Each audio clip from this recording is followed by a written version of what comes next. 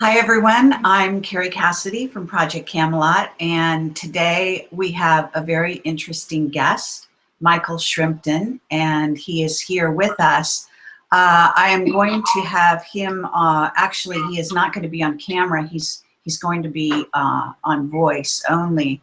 So we're going to keep his poster on when he's talking so you can see who is talking more or less and sort of switch between him and me. Now what I want to do first of all is actually get him here on the screen so that again you're basically looking at his face. And Michael, you want to say hello? Hi, good afternoon everybody. You're coming from the West Coast, aren't you? So it's good afternoon. Exactly. From a very chilly Britain where it is snowing at the moment.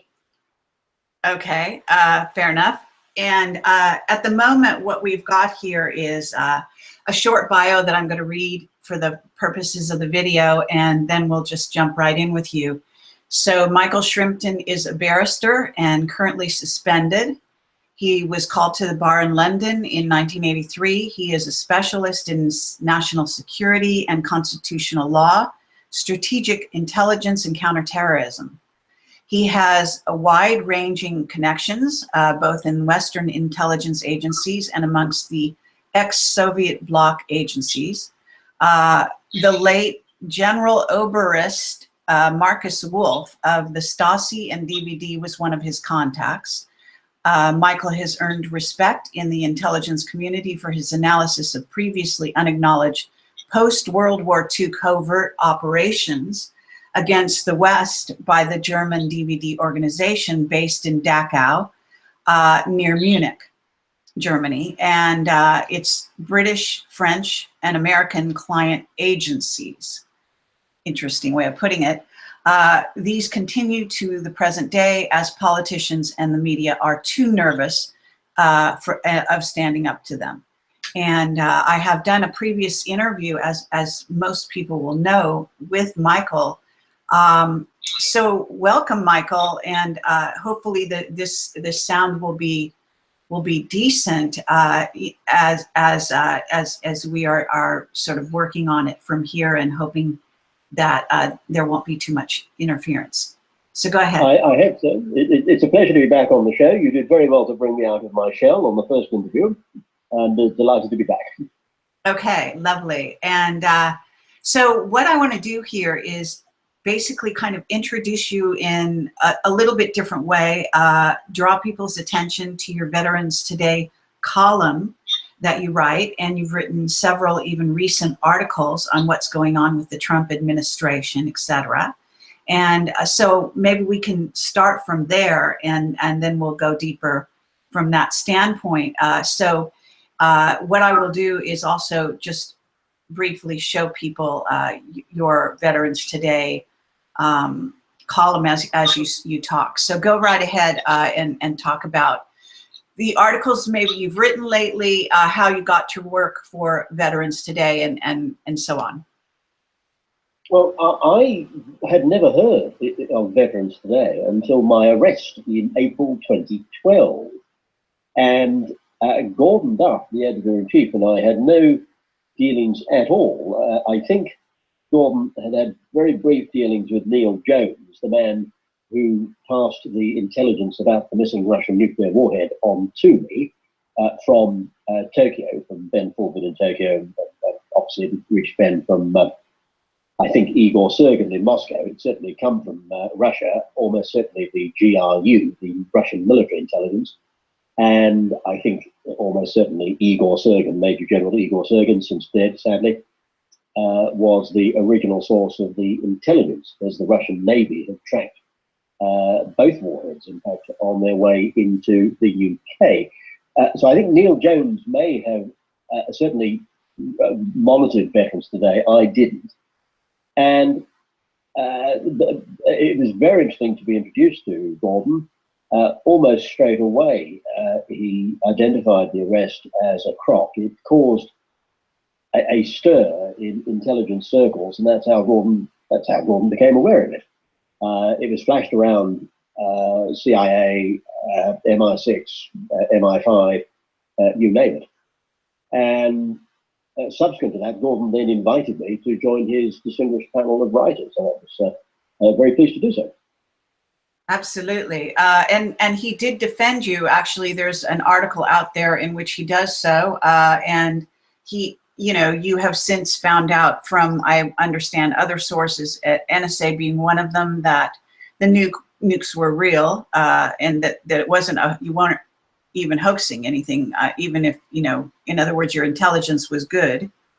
Yeah, no, Ben Fulbert's intelligence was good. Let's give credit to Ben for passing the intelligence on. Ben had previously identified the German attack on Japan at Fukushima, which was the third nuclear attack in history on Japan. That was the March 2011 attack. Ben had called that correctly. I was aware of Ben from, you know, because of his work on Fukushima. Gordon Duff, I became aware of the following year in 2012. But no, yes, Gordon came out not long after the first warhead was recovered. He has good sources in the Department of Energy, National Nuclear Safety Administration, the CIA, obviously, and around the world. And Gordon came out and said, yep, the intelligence was correct, and there was a nuclear warhead, and a US NEST nuclear emergency security team had recovered one of the warheads. Right. So, in essence, your own government went after you, and you feel there's an infiltration, correct? As that's what I call it, sort of an infiltration of the government on the high levels and the intelligence agencies. And you're saying this is the German, what you call DVD, that's infiltrating. So, can you qualify that, perhaps? Explain why you think your government went after you, maybe first of all, and secondly, you know, something about the DVD, how they originated, I guess, back in the days of the Gestapo, etc.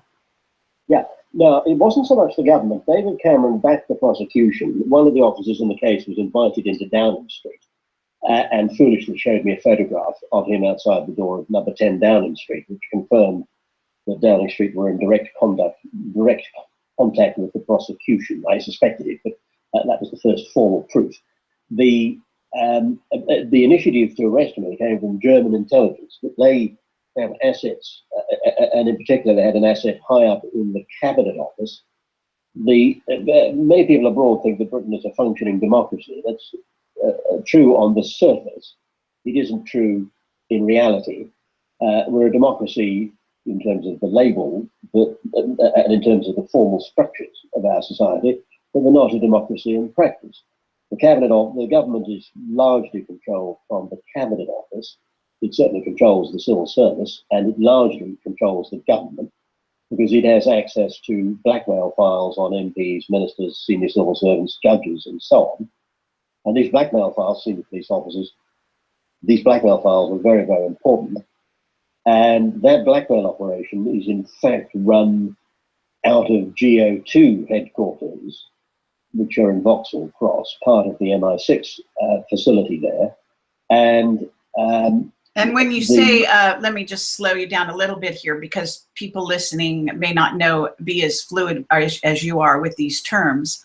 So when you say it's run out of, GO2 is run out of MI6, I guess you said.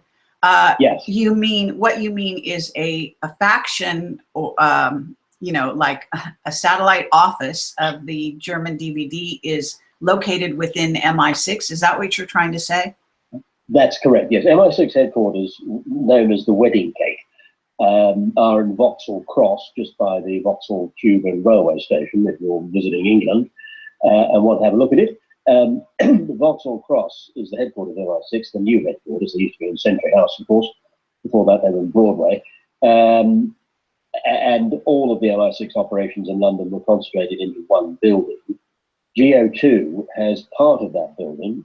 It's called the Wedding Cake for two reasons. A, it looks like a cake, and B, it has multiple layers, like your traditional wedding cake. And within the building, there are layers of security, layers of access. And the top of those layers, the smallest but the most important, at the very top, where at a wedding cake you might have figures of the groom and the bride and the groom, or a gay wedding, the two grooms. The most powerful part of the organisation, at the very apex of Vauxhall Cross, is the German operation in London, GO2, which is the old Abwehr operation that was set up in 1945. So how and is that it? Was the your listeners, sorry, I cut across you, Kerry. I was just going to make the point. Your listeners, some of your listeners may not be intelligence literate. I'm sure many are.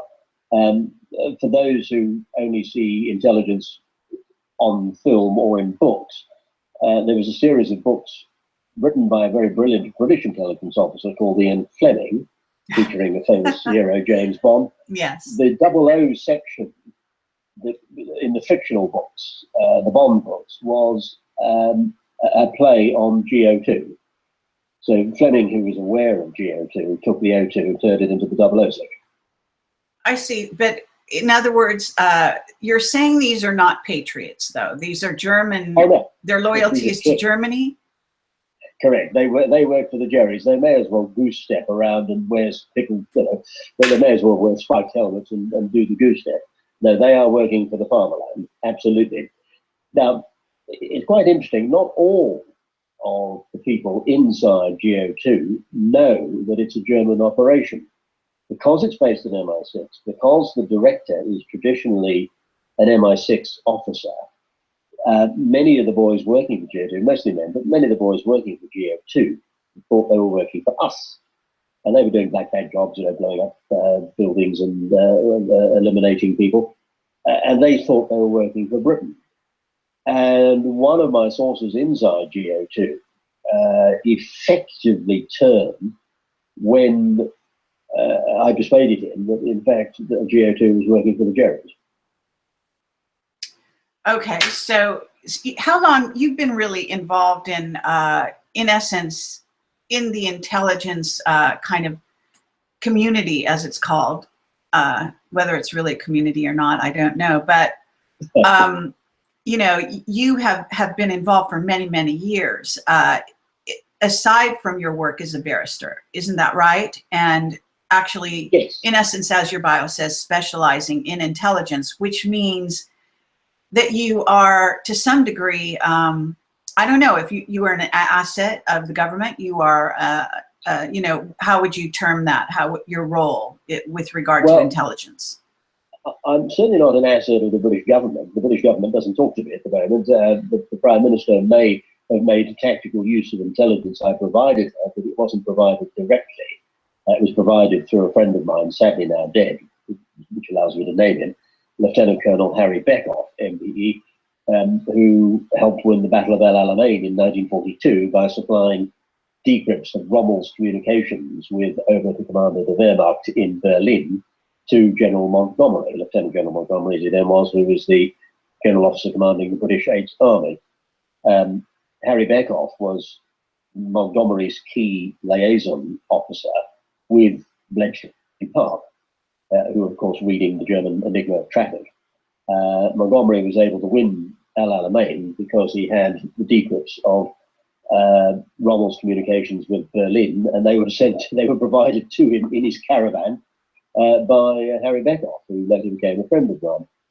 And Harry took some intelligence from me, verified it, and passed it on indirectly to Theresa May, not directly. He passed it to another chairman of the Conservative Party. Theresa was also a chairman of the Conservative Party at one point, and the intelligence was filtered to her on the chairman's net, which is a little old boys network inside the Tory party with contacts with British intelligence, the Freemasons, and so on. And so I'm certainly not an asset of the government. The government have done me no favours. There's been no royal pardon. I'm systematic of the Criminal Cases Review Commission. Well, you're not operating, let's put it this way, because it is an interesting sort of dilemma or game, however you want to look at it. And Mike, I'm curious, you know, how does this work? Because you must be working, you're working on behalf sometimes, it seems, of even the Americans.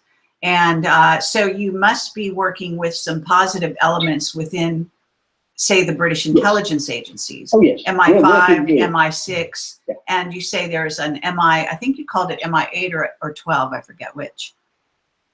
Well, there's an MI18, which I've identified in the book. MI18 is the most powerful British intelligence agency, and it's powerful precisely because it isn't an agency. It's not a bureaucracy. It doesn't have fixed headquarters like MI5 and MI6. That effectively, it's not an agency, it's a loose network. During World War II, in wartime, it was a more formal arrangement, and it branched into the Special Operations Executive. Hugh Dalton was an MI18 officer. He was in charge of the Special Operations Executive. It was effectively MI18, but with a different name. MI18, very, very difficult to penetrate. Yes, I am part of that network, but it's very informal. So I don't have a badge. I certainly don't have a salary. And I'm always operating what's called in the intelligence world NOC, or NOC, non-official cover. Okay. Therefore, you're exposed. You're way out on the limb. And I certainly found myself way out on the limb in 2012. But it is an informal network. I don't work for the British government. I don't work for British intelligence. But I work with British intelligence, and I work, as you say, with American intelligence. With MI5, I've never actually been into Thames House, their headquarters, but I would have lunch, or the occasional drinkies. Okay. And yes. MI6, the same way. I rarely bump into MI6, but I've got names and numbers there. If I want to talk to MI6, I pick up the phone and talk to them. I did in 2012. They knew about the warhead. They didn't deny it. They sent somebody along to watch my trial, but there was very little they could do because of German penetration of the Cabinet Office. That's really extraordinary to hear. And of course, as far as I know, you're the only person coming forward to actually say these kinds of things, right? I mean, is there anyone Yes. else backing you up other than, I guess, There in are. a sense, Gordon Yeah, Duff? there are. I'm not on my own. One of them sadly was murdered. That was the famous journalist Christopher Story. Oh, He was yes. courageous. Okay. Yep, good people. Yes. Christopher and I didn't all see eye to eye. In fact, Thames Valley Police, at GO2 request, drove a wedge between Christopher and myself. Thames Valley Police told Christopher not to talk to me, which effectively set up his assassination. The Germans had decided to assassinate Christopher. He had gone public on the DVD in his journal, International Currency Review. Right. The Germans had decided to assassinate him, knowing full well that I would probably get wind of an assassination attempt, knowing full well that I knew that a man that Christopher was in contact with in America was a German agent and was working with the head of the DVD in the United States. It was GO2 asked Thames Valley Police to wedge Christopher and myself. Unfortunately, that operation was successful. Christopher fell for the nonsense that was foisted on him by Thames Valley Police, and that cleared the way for his assassination. He was murdered with a poisoned salmon sandwich in the state of Ohio, as it happens. So who is this? I mean, I don't know whether you can say the actual name, but can you talk about the infiltration in the American government by this German organization, the secret German organization? And let me preface this by saying, or that I believe most people know that, for example, Jim Marrs has written a book called The Fourth Reich. And Yes. there is ample evidence that the paperclip scientist came over and orchestrated our secret space program, and that they are, in fact, lodged in a base in Antarctica for one of their base of operations. So I'm assuming this is all one group, more or less, Yes. and there are some kind of intelligence headquarters you're saying is happening from Germany. Yes. So how are they, where are you aware of them infiltrating the US government and the US intelligence services? Can you point us in directions? I can even tell you where the German headquarters is. It's in a building on the outskirts of Frankfurt Airport in Germany. That houses an intelligence agency called the Korea Group, for which there are two spellings, C-O-R-E-A in capitals, Charlie Oscar Romeo Echo Alpha, or Korea, C-O-R-R-E-A, Charlie Oscar Romeo Romeo Echo Alpha, named after a German agent now dead called Korea. But the Korea Group, which is headquartered in Frankfurt, controls the CIA and the FBI, and it does that through assets, usually acquired by blackmail or by bribery, or in some cases, although this is now very much less common, in some cases through ethnic Germans with US passports who are loyal to the fatherland, and they're loyal such to the as fatherland. George W. Bush. Oh no, not George W. Bush. Was a very nice man. Is a very nice man. George W. Bush, that's known in the intelligence community. He's usually referred to as 43. His father is usually referred to as 41. No, I'm sorry. I meant his father. I'm sorry. Well, I couldn't possibly comment on his father. His uncle was a German agent. This is the elder Bush brother. George H.W. Bush is still alive, is still tossing coins at Super Bowls, and it would be impolitic of me to make any, I couldn't, you may think that, I couldn't possibly comment. But I can confirm that George H.W. Bush's elder brother and his father, Prescott Bush, were both German agents. Prescott Bush was a senator and probably the single most important German agent in America in World War II. There were others, including General Marshall and Admiral King, but Prescott Bush was extremely important, particularly on the financial side. I doubt the Germans could have funded World War II without the assistance of Senator Prescott Bush and the banking family that he was tapped into. He was talking Brown Brothers and Harriman and so on. Averell Harriman was another German asset. It may help you if I explain to your viewers, stroke listeners. So I'm sorry about the audio. I'm sorry about the video, by the way, but we're under some technical constraints here. If I illustrate the problem of German penetration of American politics and intelligence by naming some of the German assets, historic German assets, who are dead, I can name them. All right. In compliance with our strict English laws of libel. Eisenhower was one, clearly a very important German agent in America in the 1950s in the White House.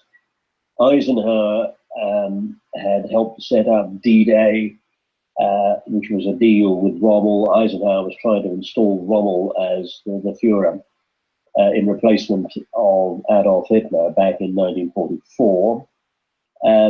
The first director of the CIA, Roscoe Hillenkoetter, who had been the key German asset at Pearl Harbor in 1941.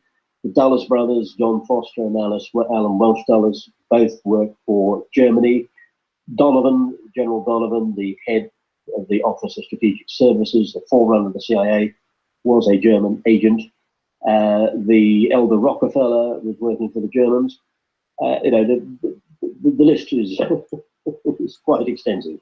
So this would really comprise what is in essence, or it sounds to me, a conspiracy in essence, a very real conspiracy, in other words. Yes. And so how your contact, I forget how you say his name, Becker, Beecham, something, anyway, the person who died. Harry Beckhoff.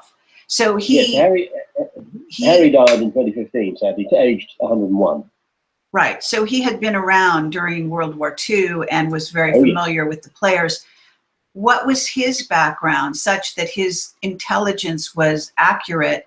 And how did that kind of relationship that you had with him work in terms of, it appears that he was sort of spilling secrets to you of a very high level and so on. So what was that about?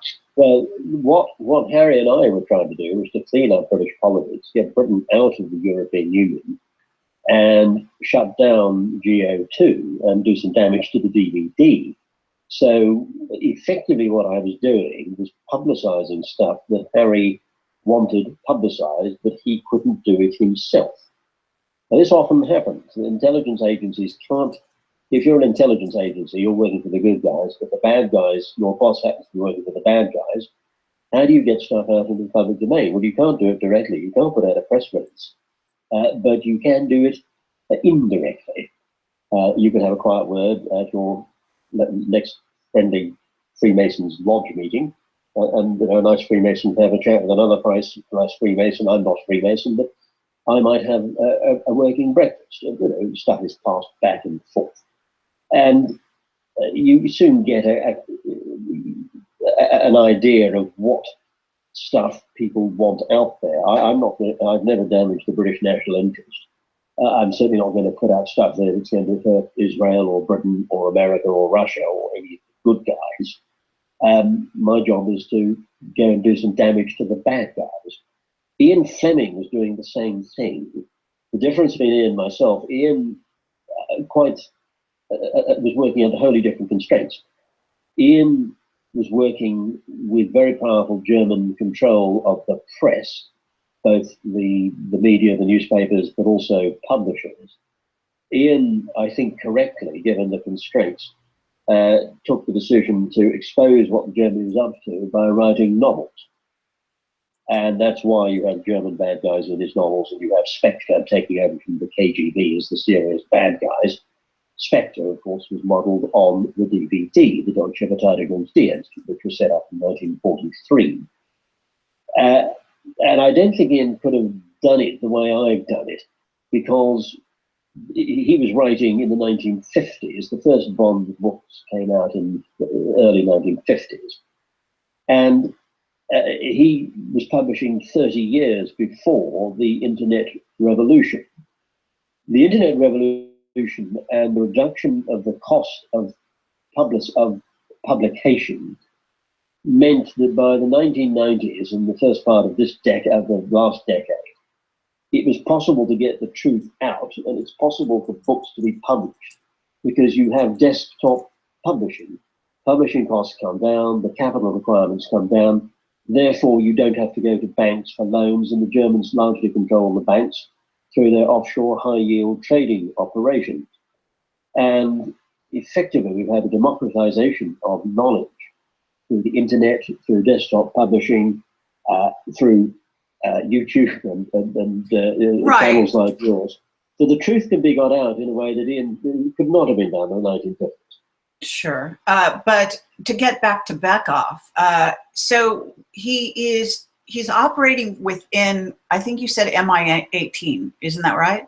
Yes, Harry was part of MI18. Officially, he was Bletchley Park. His official role was security at Bletchley Park. He was Bletchley Park. Bletchley Park was the government code and cyber school. That was the code-breaking operation. Okay. The viewers have seen the film Enigma, or they know anything about Alan Turing, they will know about the famous efforts by Bletchley Park to break the German codes. And that's a fascinating movie, by the way. Yes, it was great fun, and it showed a number of German spies on the screen, including Mingies, the head of MI6. Stuart Mingies was the head of MI6, was working for Germany, as was Ken Cross, as was Roy Jenkins. Harry Bekoff made both Ken Cross and Jenkins, and was responsible for Roy Jenkins being removed from one hut where he was doing a lot of damage to a hut where he would do less damage and they could keep a closer eye on him. Harry was part of the team which exposed Roy Jenkins, the British politician, as a German spy. So that was a major intelligence triumph. Harry also knew that Stuart Mingies was working for the Germans. He and the small team working with him were under the most fearful constraints. The cabinet secretary was a German spy. The head of MI6 was a German spy. MI5 were useless. They couldn't go around arresting anybody. The judges, the Germans had several assets on the House of Lords, the senior court in this country. They controlled the Director of Public Prosecutions. Okay, now is this past or present tense that you're speaking? Well, this is past. This is going back to Harry's excellent work at Bletchley Park in World War II. So during World War II. Harry's first and foremost a codebreaker, but he'd been working for intelligence all his life. He was a brilliant linguist. And he'd been into Nazi Germany in the 1930s on behalf of British intelligence. Was drafted into Bletchley Park as he was such a brilliant linguist. And then he was sent out. The Jerrys were very nervous of him, and it was decided, although he didn't speak a word of Japanese, that they would send him out to break the Japanese codes in the Far East, which was a bit of a farce. That was a little bit like the transfer of the brilliant intelligence officer for the US Pacific Fleet after Midway, who ended up running a dry dock in San Francisco. The Germans and the Japanese realized he was far too good, and that they had to find something for him to do, which didn't involve serious intelligence work. The Harry, who didn't speak a word of Japanese, was sent out to Burma, ended up working with General Slim, the general officer commanding the British 14th Army. Okay, Big Harry, he did brilliant work in Burma, but he was hampered by the fact that he couldn't speak Japanese.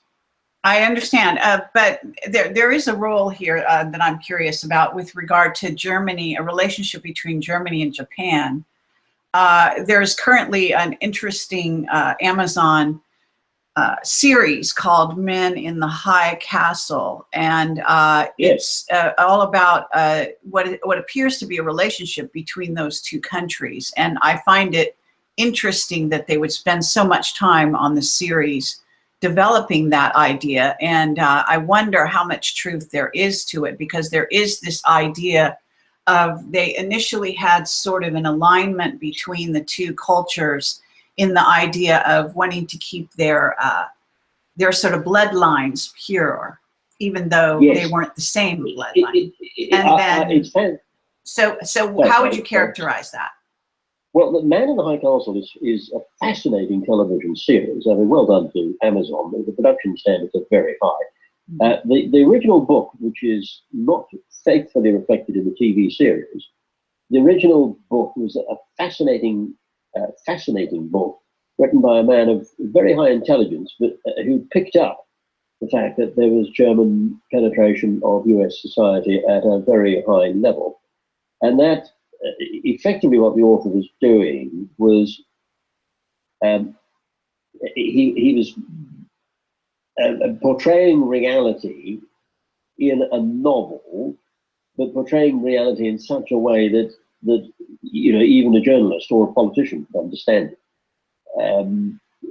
Had he talked about high-level penetration and blackmail and bribery and so on, it wouldn't have had the same dramatic impact. Man in the High Castle has a huge impact on the public, because the German control over America in the 1950s and early 60s is laid bare using a fictional formula of an alternative timeline.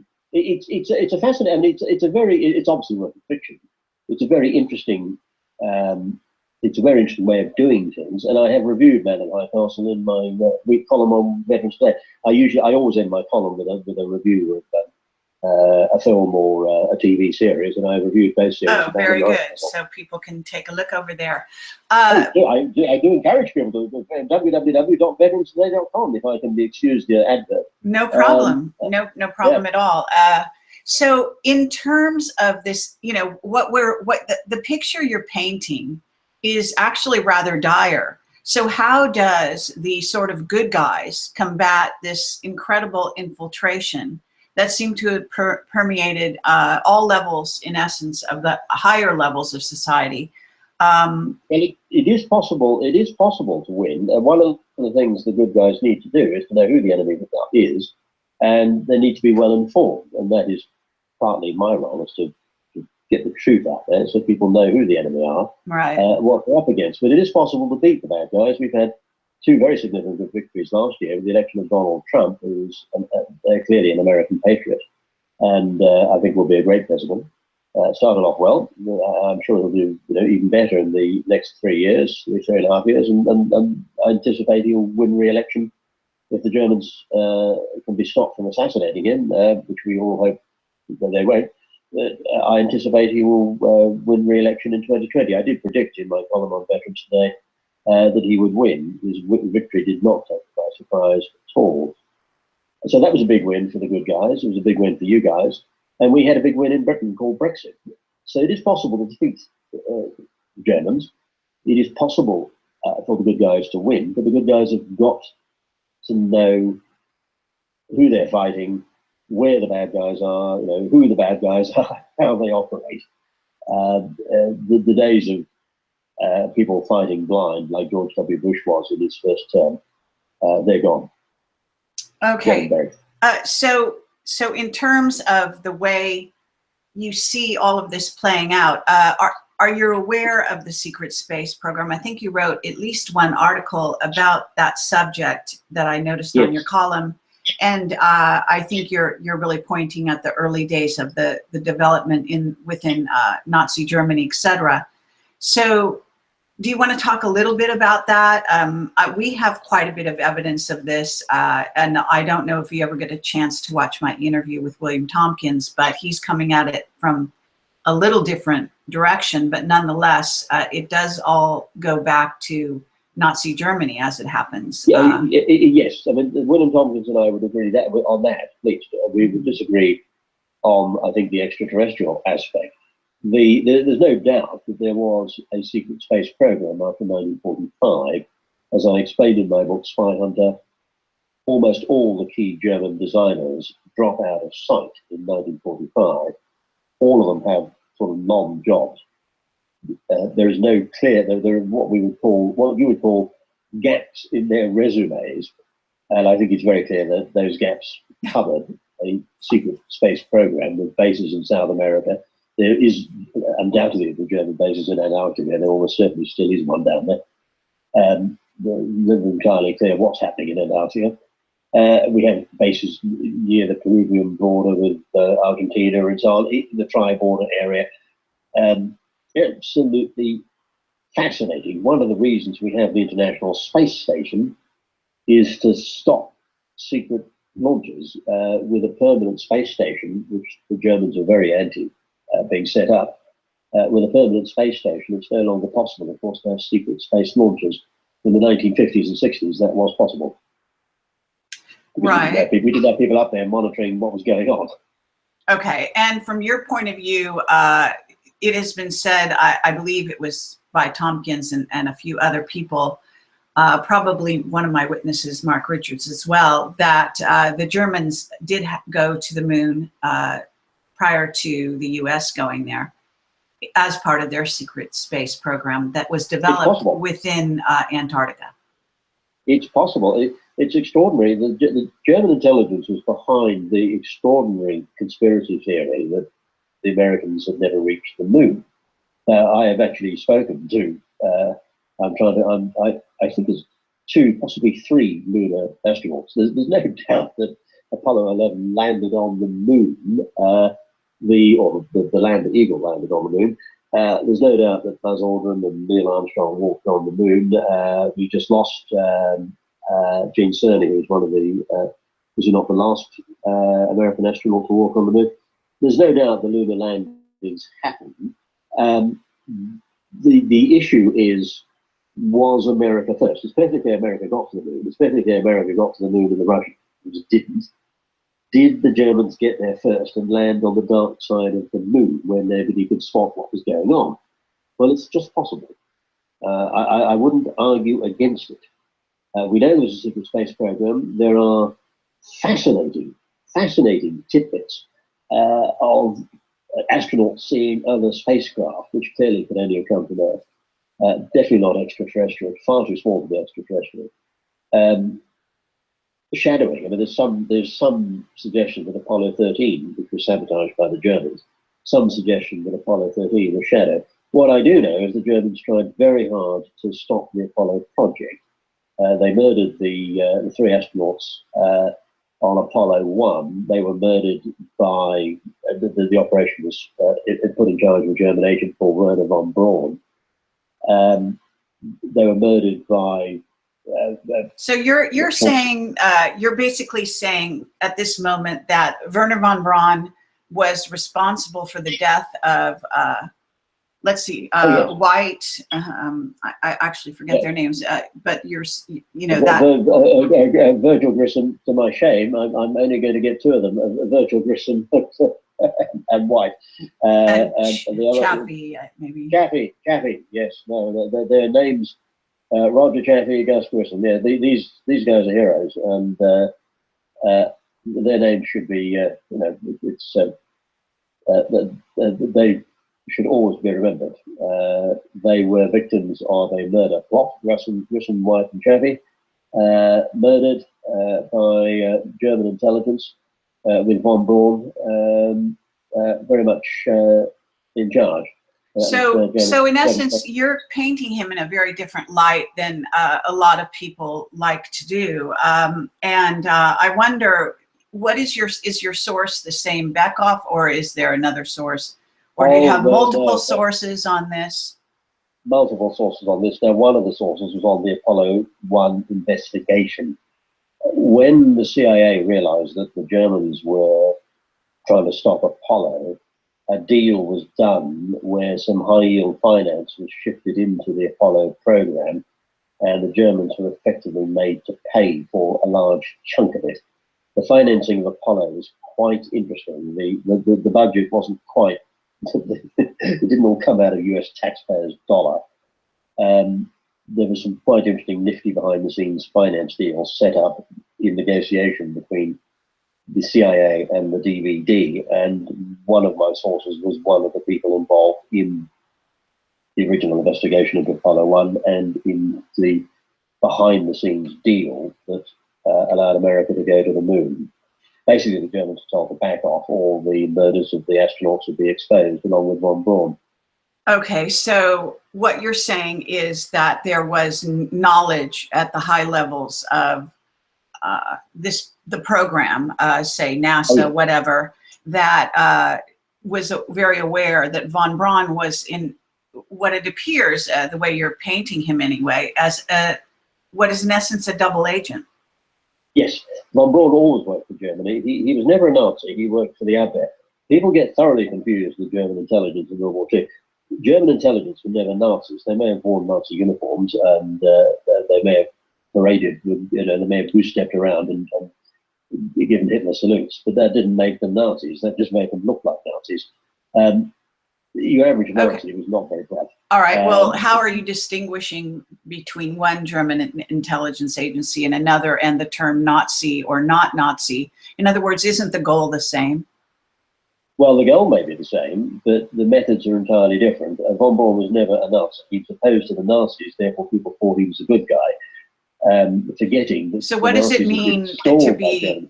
What does it mean to be a German agent that's opposed to the Nazis, but agrees with their ultimate goal?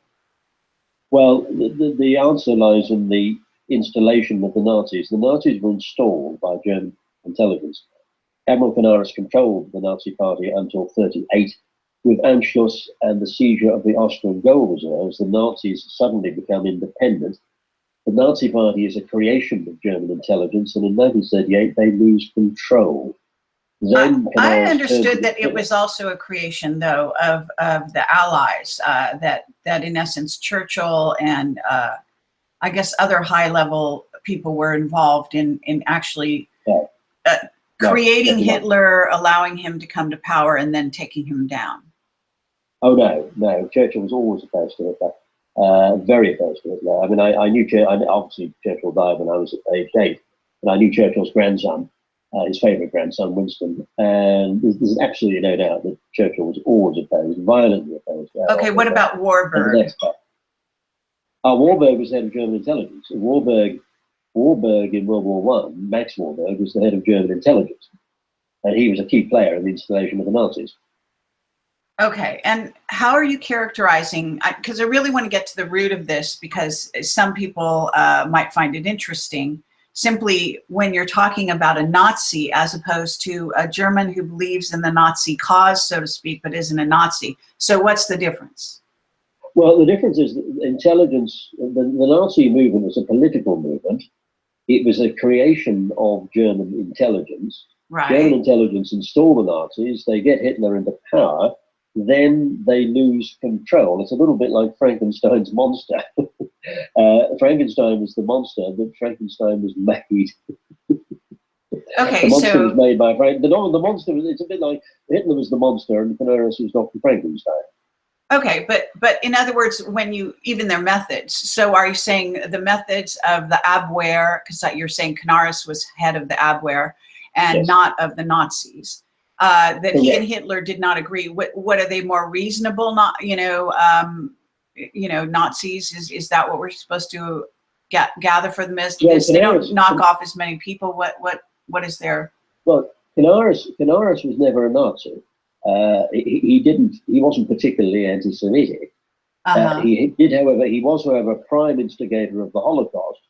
But his instigation of the Holocaust had everything to do with German strategic ambitions and Middle East oil, and deals that Canaris cut with the Grand Mufti of Jerusalem, al-Husseini, nothing whatsoever to do with ideological anti-Semitism. So you have German intelligence creating this party, putting it in power, losing control, trying to get it out of power by assassinating the head of the party, Adolf Hitler, and failing miserably.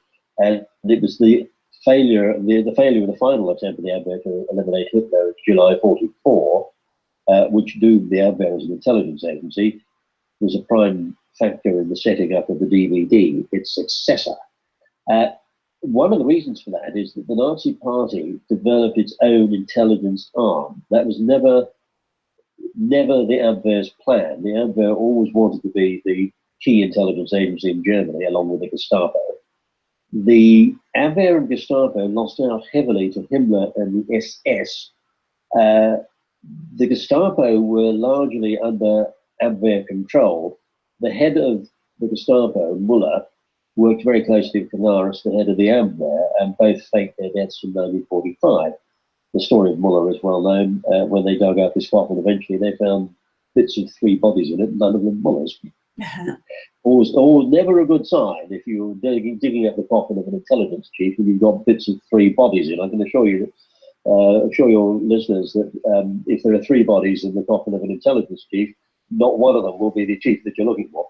Okay, so what is the ultimate goal then of what is left of German intelligence, so to speak, and with all of these things they're orchestrating, which includes false flags and the sinking of the Titanic, which we haven't gotten into, and various other things going on.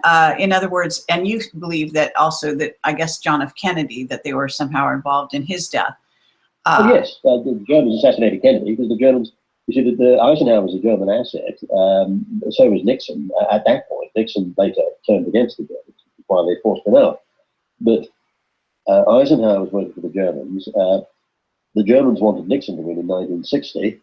Kennedy then sacked a German agent as head of the CIA, Alan Welsh Dulles, and the Germans then decided to assassinate Kennedy. So that assassination was set up by the DVD, and it was the paper trail, the audit trail behind that assassination, which led back to Dachau, that the CIA picked up on. That's when you guys first become aware of the DVD. It's the Kennedy assassination. Okay, so what is the goal of this organization that ultimately has now, underground bases in Antarctica, and it is strangely calling down John Kerry, the Secretary of State, on the night of the election to report down there. On top of it, we've got Buzz Aldrin sort of strangely making a very interesting public statement about sort of the root of all evil, and being shipped out of there quickly. And then I understand the Pope and also a ship that was bearing a weapon that was discovered somewhere underneath the Mecca, the Black Kaaba stone underground. Some weaponry that was ancient alien technology was discovered and shipped with Russian escort down to Antarctica around the same period of time. So what is the ultimate goal? Is this the New World Order that they want to put into place? What do they want to do? Rule the world? Is that? Yeah, rule the world. Exactly, that's it. Rule the world. It hasn't changed since the Kaiser. It's all to do with German domination. Germany will seek temporary allies like Japan, but as we see portrayed in fiction in Man in the High Castle, the German view of the Japanese was that they were allies of convenience. Germany has no true allies because Germany wants to basically rule the world. It will work with other countries like Japan and then China, but it will drop its allies in the dirty in a heartbeat if it thinks it's in Germany's strategic interest to do so. The Japanese found that out in the 1990s when the Germans basically yanked their high yield programs. The Japanese economy went south, and the Germans switched from Japan to China. It was part of the price of the Sino-German deal that the Germans dropped the Japanese. And the fictional man in the high castle portrays that in a way that's easy for viewers to understand. Sure. So it's still there, world domination. I won't expect me to agree with the extraterrestrial links to secret weapons. There are a number of very powerful secret weapons programs, but they're most definitely man-made. They're nothing to do with alien technology. I know very many people believe that. And there's a huge, huge amount of information out there suggesting that. But most of that, I think, can be traced back to disinformation campaigns by the DVD, who are trying effectively to cover up a German program by invoking aliens. Well, they've done a terrible job if that was the objective, apparently, because people are very, very well aware of the German roles and so on. They're less aware of the sort of alien link up. So indeed, they are they're doing a very bad job of it, if in my opinion, which actually points to it being a lot more true than not. But whatever. So at this moment, we have the world stage set in a certain sense. And I'm not sure whether you've ever talked about Iraq, Saddam Hussein, Libya, and some of the false flags and things also to do with immigration, the push to actually move people out of the Middle East, it appears, and into the northern countries such as France and England is very much involved in all that. So do you have a scenario that makes sense as to why all that is being orchestrated in essence? Yes, again, it's the old German-Islam alliance. It goes way back to the Kaiser and the discovery of oil in the Middle East, and indeed the discovery of oil engines in Germany. So if oil is discovered in the Middle East, oil engines are discovered in Germany. And it's perfectly clear with the British discovery of the turbine that oil is going to be the major energy source for ships and warships in particular. And those German Muslim links go way, way back to at least the 1880s.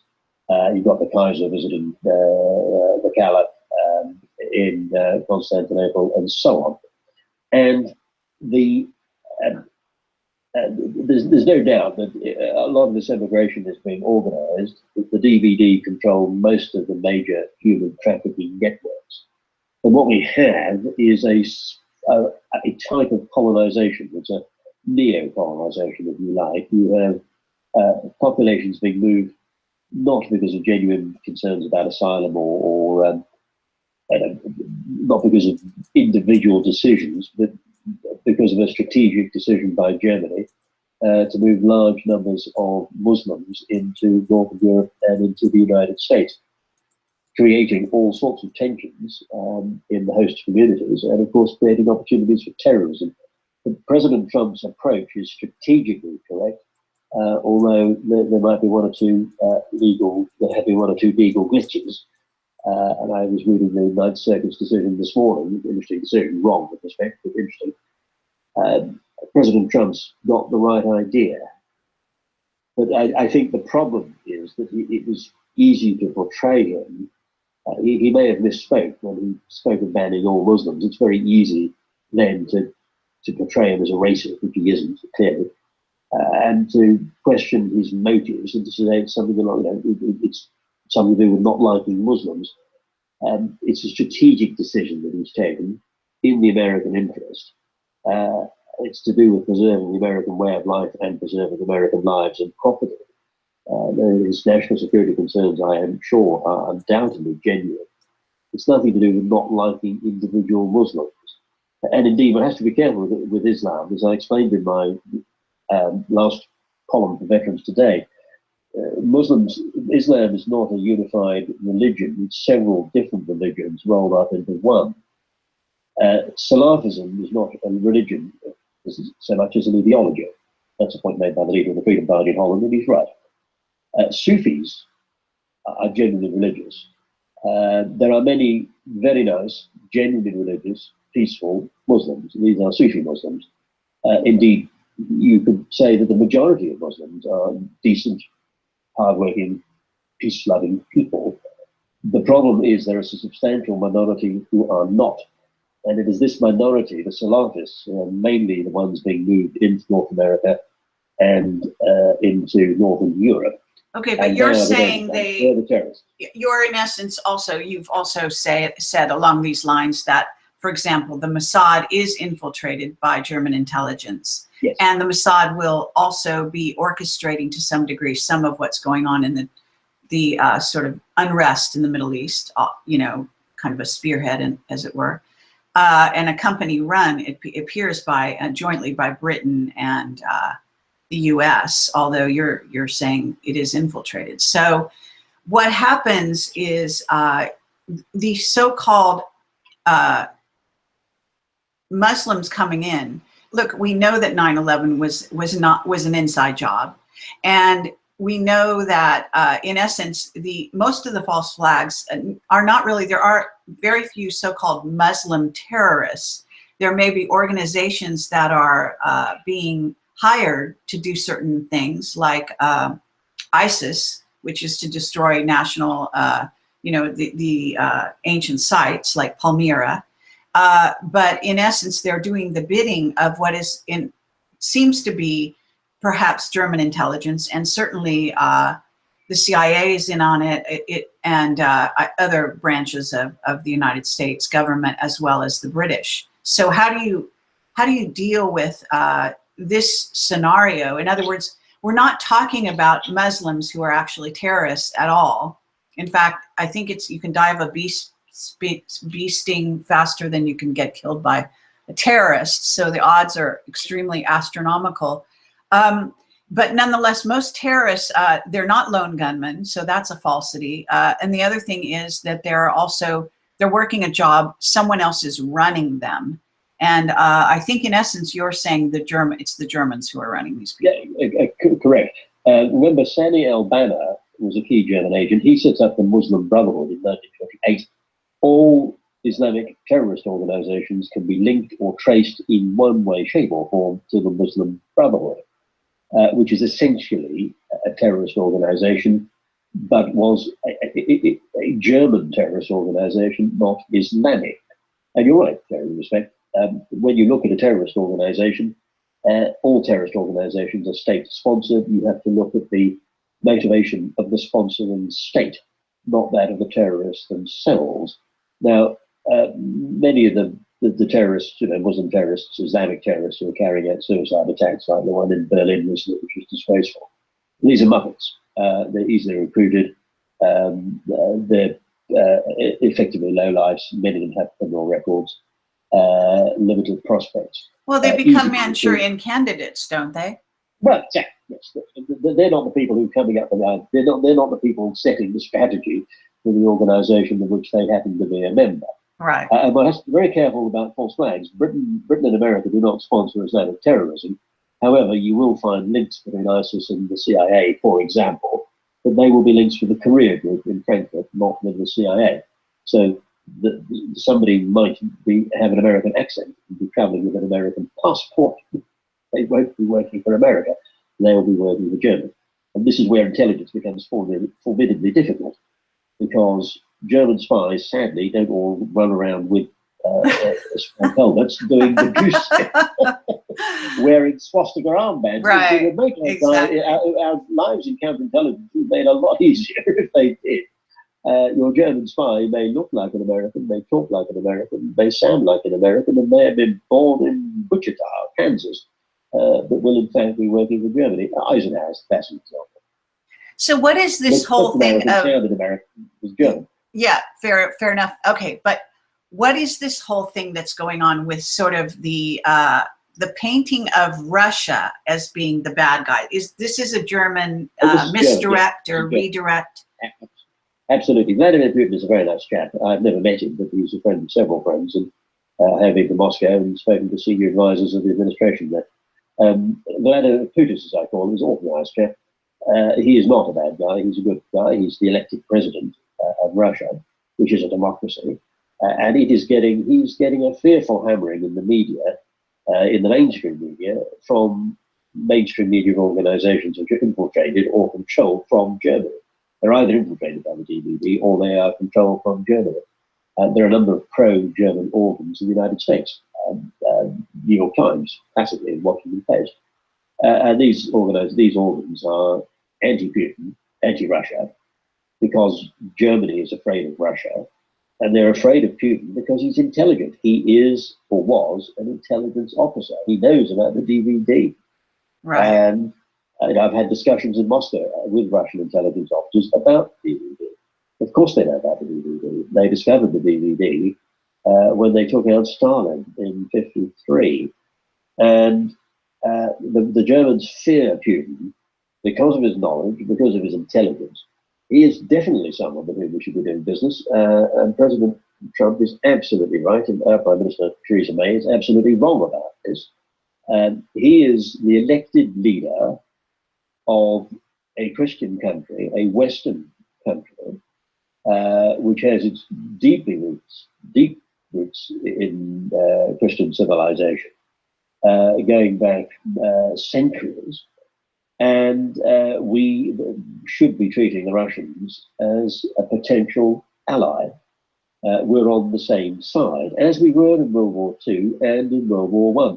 The Germans, of course, are always fearful of a two-front war, and the Germans are very fearful of being squeezed with Britain and America in the west and Canada, and Russia in the east. But that is why they're having a go at Putin, to the point where they've fabricated the most ludicrous, lurid allegations, like Putin ordered the assassination of Lieutenant Colonel Litvinenko, who wasn't even murdered. He killed himself by taking an antidote to polonium poison. He knew he was taking polonium and thought he was okay because he was taking the antidote at the same time.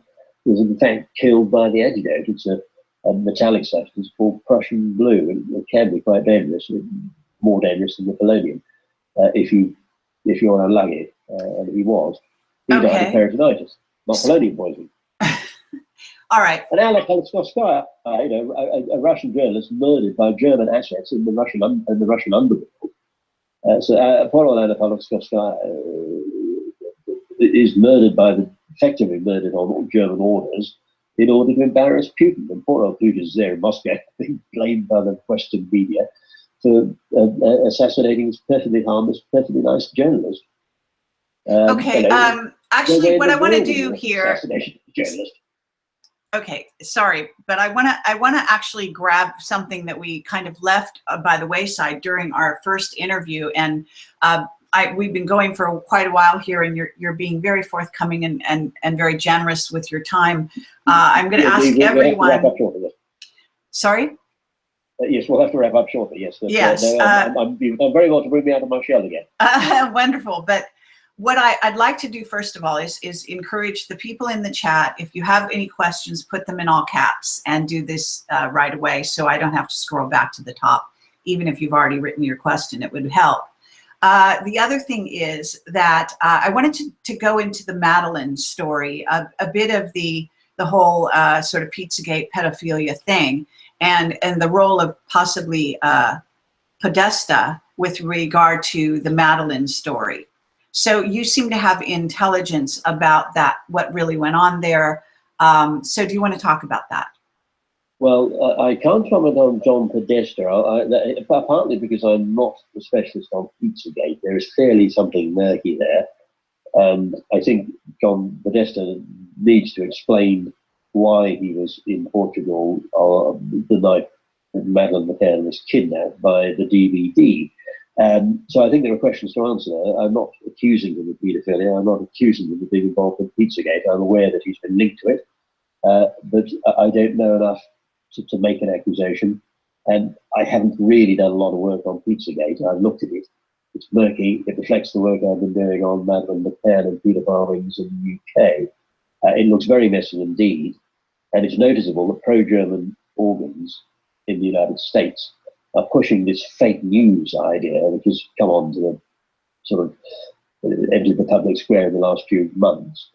Fake news, the idea that there's fake news out there, and there are some websites just manufacturing stories to damage the credibility of it generally, the whole fake news nonsense is a reflection of German fears that a major paedophile operation in Washington is on the verge of being exposed, and it's going to take down some big names. The links, the similarities, the parallels with Britain are very clear. The European Union in Brussels, German influence over the European Union was largely gained by using paedophile rings. There are a large number of paedophiles in Belgium. There are paedophile rings operating in Belgium, which don't just blackmail and penetrate the Belgian government, but also blackmail and penetrate NATO and the European Union. And it was one of those rings that organised the kidnapping of Madeleine McCann. She was selected for abuse and murder by a senior official of the European Commission in Brussels. The Commission. Okay, but why is that? Oh, the Germans get political favours. The children for abuse at this level, it's not about sex, it's about politics. You have a deviant, you're fulfilling the deviant's desires, which are entirely criminal, wholly immoral, and would destroy the deviant if ever they were made public. Therefore, if you're supplying the children for him to abuse, you have a complete hold over him. It's usually him, not always. Usually it's a him. And whether his interest is little girls or little boys or animals or whatever, if you are able to meet deviant sexual desires that cannot be defended in public, which involve the abuse of youngsters and invariably their murder, because if they're old enough to recognize their abuser, they can't ever be left free again. You have a complete and total hold over that person. And if that person can be maneuvered into a position of authority, then you have a complete hold over the organization of which they are a member.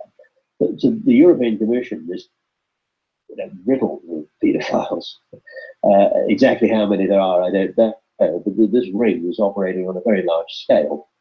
In 2007, they made a huge blunder by kidnapping a British toddler who had loving parents, two of whom were both parents adopted, and they were media savvy. Prior to that, this ring had concentrated on bringing in boys and girls from Brazil, from Sao Paulo, where we had hundreds of children disappearing on the streets of Sao Paulo, kidnapping and murdering and abusing a street kid from Sao Paulo is wholly immoral, wholly wrong, and utterly to be condemned. It is easy to get away with because there's no one to care for the kids. The Brazilian government had no idea what was happening. Sao Paulo Police Department were almost as useless as Thames Valley Police, and kidnapping hundreds of kids under their noses wasn't very difficult. It wouldn't be difficult to do in Thames Valley either. When the Germans kidnapped Madeleine McCann, they bit off more than they could chew. This wasn't a kid whose absence was not going to go unnoticed. This wasn't a kid they could abuse and murder in secret. They eventually did murder her, sadly, in December 2008. But by then, there had been a huge hue and cry, and every family and every child in Britain knew that one of our youngsters, Madeleine McCann, had gone missing. Now, sadly, the McCanns were not intelligence literate, and sadly, they were too trusting of the police. And they were led by the nose, I'm afraid, by Leicestershire police. And in particular, they were, they were briefed. I was briefed against by Leicestershire police. One of whose officers made an outrageous claim at my trial. The FBI described me as a fantasist and borderline insane to Leicestershire police in 2007 during the Madeleine McCann inquiry. That was wholly untrue. The FBI, in fact, launched an investigation at my request, which was blocked by the Justice Department, I gather, on orders from the White House. Something which, an investigation which I hope now will be reopened by the new Attorney General, who is a man of honour. The McCann case was, for the Germans, was an absolute disaster. They got away with it in the end. They were able to murder her. They were able to set up a ludicrous allegation that the parents had been involved in the kidnapping, which is just complete utter nonsense. Or involved in the disappearance, absolutely untrue. They sort of introduced nonsense of having sniffer dogs who, a sniffer dog can't tell the difference between one body and another. All it can tell is that, it can certainly trace the smell of a cadaver. And that is all the cadaver dog will do. It will follow the lead. It's, if you're trying to fool a cadaver dog, it's even easier than fooling a Thames-Valley policeman. Okay, so you just have clothing that's been on a dead body, and you can lead the dog any way you want. All right, but you had a role to do with the McCann case. Is that correct? That's right. I was then on the board of a counterintelligence consultancy called Gerard Group. They were based in Kingsborough, Massachusetts. And Gerard Group offered to assist the McCanns, and I led their investigation. So I was working with Gerard, on whose advisory board I sat. We worked very closely with a number of intelligence agencies. We established where she was being held, how she'd been kidnapped, why and by whom. And it's all set out in redacted fashion in Appendix 8 of SPYHUNTER. Oh, right. Okay. So it's really amazing the things that you are have become aware of, and I think your sort of network must be quite extensive, and it's to your credit that you've managed to survive this long, I have to say. With everything that you know. The bad guys, one of the reasons I'm still alive is I have insurance. And the bad guys know that if they take me out, the names of current live German agents will reach the media and the world. And I see. I'm more dangerous. I am more dangerous to them alive. I'm more dangerous to them dead than alive. Excellent. Okay. When that balance shifts, they may try and murder me again. But their first attempt wasn't terribly successful. Right. All right. Now, people are asking some questions here, so I'm going to try to grab a few, and then we really will let you go. Yes. So I'm going to kind of try to do this quickly. So, okay, some of these are just comments, so that doesn't. I should explain to your listeners. I'm 8 hours ahead of Pacific time. So. Right. Sorry about that. Let's see. Well, I don't know. Is Stephen Hawking's a CIA asset? No, he's a very brilliant man. He's very. I mean, he's got an IQ, I think, about 160. But he's pretty smart. He's a physicist. He's got some odd views about Einstein. He thinks Einstein was right about the speed of light being a limiting velocity. And he thinks the space-time continuum is real, which it isn't, with respect. And he believes a bit in man-made global warming. So he's got some slightly odd views, but he's not certainly not an asset of the CIA. Okay. Let me see. I guess, in essence, somebody is asking, was Madeline part of what is in essence a sort of a group of dark magicians? Are the dark magicians working with the German I guess DVD. Dark actors, yes. The DVD are dark actors because they work behind the scenes. The group which kidnapped her was Spanish, but they were working for the DVD. They were involved in a paedophile ring operating out of a facility near Toledo in Spain, which we eventually were able to get shut down. I guess dark actors, not dark magicians. The questions they're asking relate to sort of an underlying question about the nature of the DVD and the nature of this whole sort of organization that wants to rule the world. They must be working with, in fact, I know they are working with some what we call black magicians. Are you aware of that side of things? Yeah, I don't know. I mean, the black magicians is not really a part of my area of expertise, or it's not something I've worked on. But yes, the DVD have all sorts of people they use, people they work with. I always look behind the people they're using to the people who control those people. I'm looking, I'm basically heading for the top. Well, what about the P2 Lodge and the Vatican link? Oh yes, LinkedIn, P2 is part of the DVD's network. The P2 is an independent organisation, but it was worked very closely with the DVD and with Gladio. It was, they're all tied in together. Yes. And you've got Vatican, you've got bad guys at the Vatican. The Vatican reached a strategic alliance with Germany through Bavaria. Bavaria is Catholic. When Bavaria and Prussia merged, Bavaria basically brought the Vatican with them, and that meant the Vatican's intelligence operation was brought into the fold. The Vatican, religion is one of the core functions of the Catholic Church, but it's not the only one. The Vatican is the world's oldest intelligence bureaucracy. No doubt about it. So someone here is asking something about the history of Jehovah's Witnesses. Do you know anything about them? That I'm afraid, Jehovah's Witnesses come knocking on the door and they ask me if I've got a religion. I say, no, I'm an Anglican, which usually happens, and then they go away. No, I'm not Jehovah's Witness, and I know very little about them or even their underpants. Okay, is it somebody's asking? The Mormons have the magic underpants, don't they? Not the Jehovah's Witnesses. Okay, someone's asking. I know very little about strange religions. Are not really my topic of interest. Okay.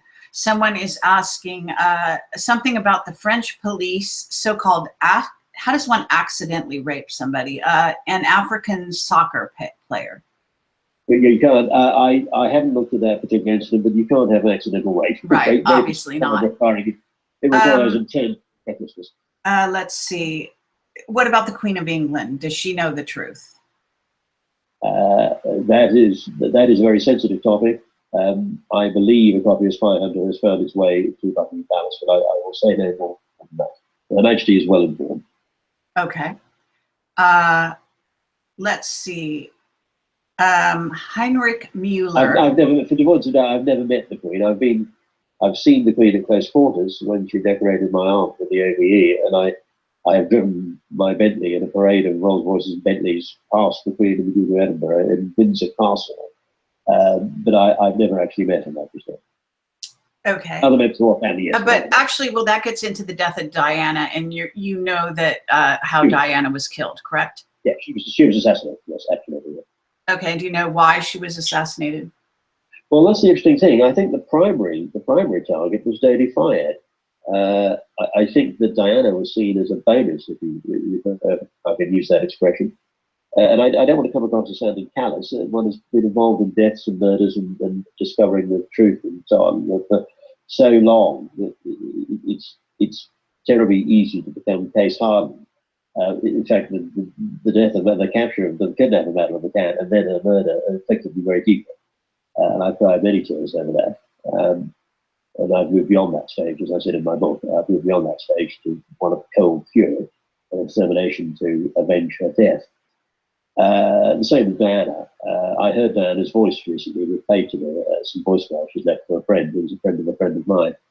It was very moving to hear her voice, speaking voices as she was in the next room. She was clearly assassinated, but I think the key to understanding it is the role played by Dodi's father in certain business dealing. It's a very difficult area, but don't overlook Dodi Fayed. Two people murdered that night in Paris, not just Diana, but also Dodi. Yes, absolutely. Okay. Iran is involved. So let me put it this way: Iran is involved, Iran-Iraq war is involved, and arms deals are involved, including supply of arms to Iran during the Iran-Iraq war. Diversion of money intended for Iran is also involved. I will say no more than that. Okay. Let's see, Heinrich. This is the last question I'm going to ask you. Yes, Heinrich. I should explain. I don't own the studio. Yeah, no problem. Sorry about this.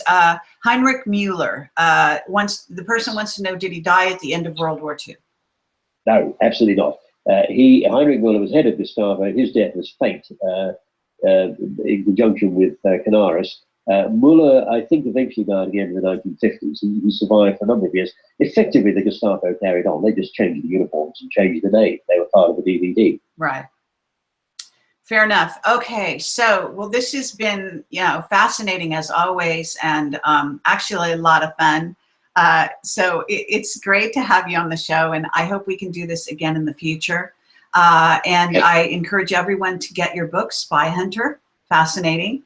And you cover all sorts of other things, including the sinking of the Titanic, and you know a great deal about history and ships. You're something of an expert as well in terms of military I don't know, hardware? What would you call yourself? A military, I don't know, Well, strategist? yes, I'm an intelligence historian, but that intelligence and the military are so closely tied up that effectively I'm a military historian as well. Right, but you really do know the hardware as it I do, happens. yes. Yes. I can tell the difference between HMS Hood and HMS Renown. And that goes for the Rolls-Royce story as well, which you have played a very interesting role there. So what I want to do is just thank you very much for coming on the show. I hope maybe at some point we can do this using video again. I will be in the UK in the summer, so maybe we can do an in-person thing then. So thank you for coming on the show. Do you want any parting words, anything you want to tell the audience? You've done very well again to bring me out of my shell. Thank you for inviting me on the show. I'd be delighted to come back on. I'm sorry we've been a little constrained in terms of video link and timing today. That's out of my control, I'm afraid. Perhaps we could have a video interview with a more relaxed time frame later in the year. And if people want to follow up, I write a weekly column for Veterans Today, as you've been kind enough to say. And if people want to follow me, I write every week on Veterans Today. My next column will be going up tomorrow or Monday, Sunday or Monday. Absolutely. So again, thank you so much for being on the show, and it's just great to talk to you. And everyone else, thanks for watching and for listening. And there has been a really constant amount of chatter going on in the chat, regardless of whatever questions. So you're sort of stimulating a lot of thought and a lot of discussion. Thanks. Have a nice day. Okay. Take care. Bye-bye. Okay. Well, that was great to have Michael on the show here. He absolutely is a fountain of knowledge, so to speak. So we will be back next week if I get a chance to get a few guests. However, at the end of the week, I am going to be attending the UFO Congress. It looks like Miles Johnston will be there as well. We will probably try to do a joint sort of set up a table outside the conference and interview any very interesting people that show up. And I will be doing some meetings here and there in that vicinity as well that have already been set up, one of which will be with Michael Shrimpton, for example.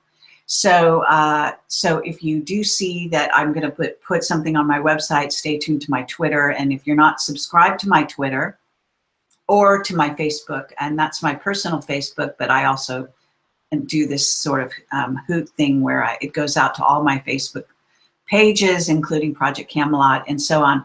But on my personal page, I may go live on Facebook from the organization, the conference down there. And that is on Friday and Saturday of, I think it's the 17th and 18th of February. I know that the Conscious Life Expo is this weekend. I don't know if I'll be able to go by there or not. I may not have time this weekend. And I am moving apartments in the next few days, so things are kind of hectic. But if you wanted to meet me at the UFO Congress, or if you wanted to meet me at the this weekend, then you can email me at carrie@projectcamelot.tv. Let me know you're coming, and also why you might like to meet me in person, et cetera, et cetera. And whistleblowers, as they say, are welcome. So have a great day and a great weekend regardless, and take care. Thanks.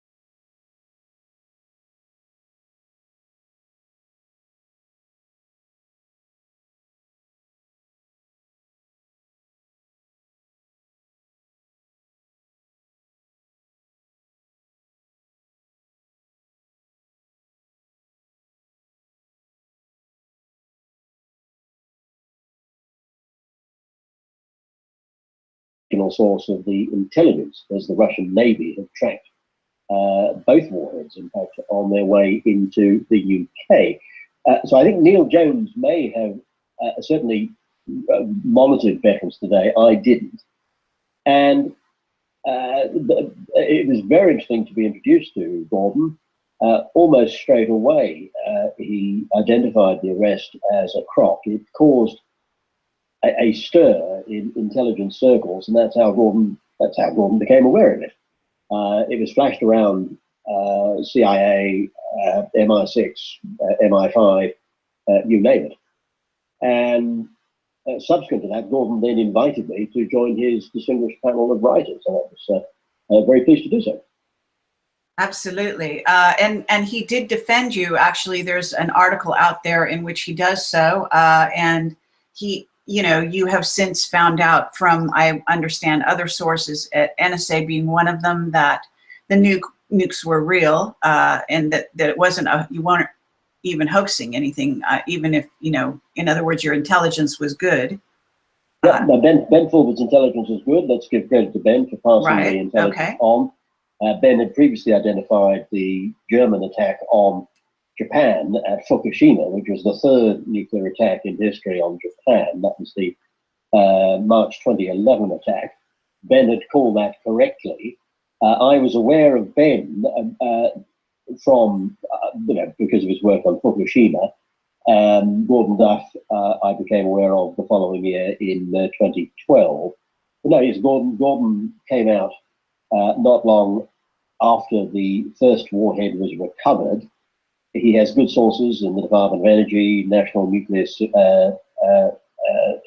Safety Administration, the CIA, obviously, and around the world. And Gordon came out and said, yep, the intelligence was correct, and there was a nuclear warhead, and a US NEST nuclear emergency security team had recovered one of the warheads. Right. So, in essence, your own government went after you, and located within MI6. Is that what you're trying to say? That's correct. Yes, MI6 headquarters, known as the Wedding Cake, are in Vauxhall Cross, just by the Vauxhall Tube and Railway Station, if you're visiting England and want to have a look at it. The Vauxhall Cross is the headquarters of MI6, the new headquarters. They used to be in Century House, of course. Before that, they were in Broadway. And all of the MI6 operations in London were concentrated into one building. GO2 has part of that building. It's called the Wedding Cake for two reasons. A, it looks like a cake, and B, it has multiple layers, like your traditional wedding cake. And within the building, there are layers of security, layers of access. And the top of those layers, the smallest but the most important, at the very top, where at a wedding cake you might have figures of the groom and the bride and the groom, or in a gay wedding, the two grooms. The most powerful part of the organisation, at the very apex of Vauxhall Cross, is the German operation in London, GO2, which is the old Abwehr operation that was set up in 1945. So how is it? Your listeners, sorry, I cut across you, Kerry. I was just going to make the point. Your listeners, some of your listeners may not be intelligence literate. I'm sure many are. For those who only see intelligence on film or in books, there was a series of books written by a very brilliant British intelligence officer called Ian Fleming, featuring the famous hero James Bond. Yes. The 00 section in the fictional books, the Bond books, was a play on GO2. So Fleming, who was aware of GO2, took the O2 and turned it into the 00 section.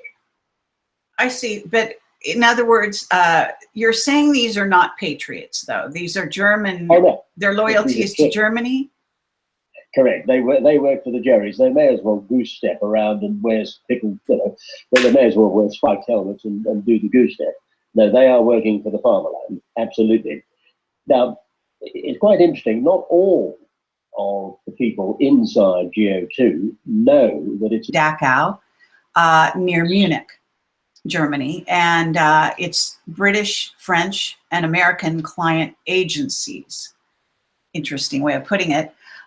These continue to the present day as politicians and the media are too nervous of standing up to them. And I have done a previous interview, as most people will know, with Michael. So welcome, Michael, and hopefully this sound will be decent as we are sort of working on it from here and hoping that there won't be too much interference. So go ahead. I hope so. It's a pleasure to be back on the show. You did very well to bring me out of my shell on the first interview, and delighted to be back.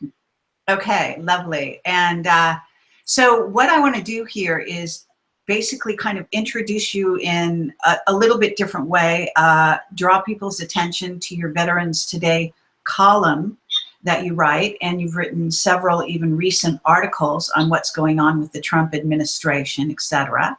And so maybe we can start from there, and then we'll go deeper from that standpoint. So what I will do is also just briefly show people your Veterans Today column as you talk. So go right ahead and talk about the articles maybe you've written lately, how you got to work for Veterans Today, and so on.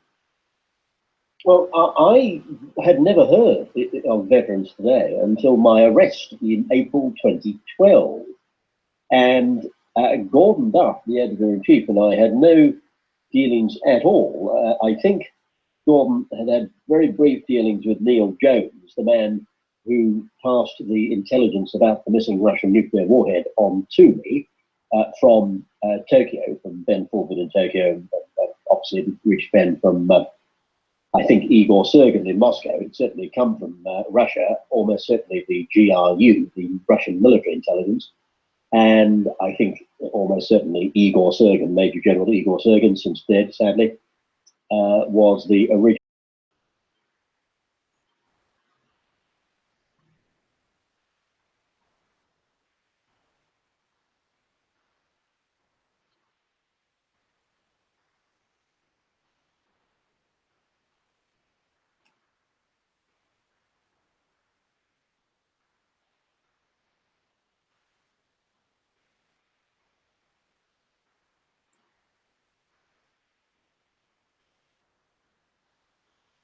Hi everyone, I'm Carrie Cassidy from Project Camelot, and today we have a very interesting guest, Michael Shrimpton, and he is here with us.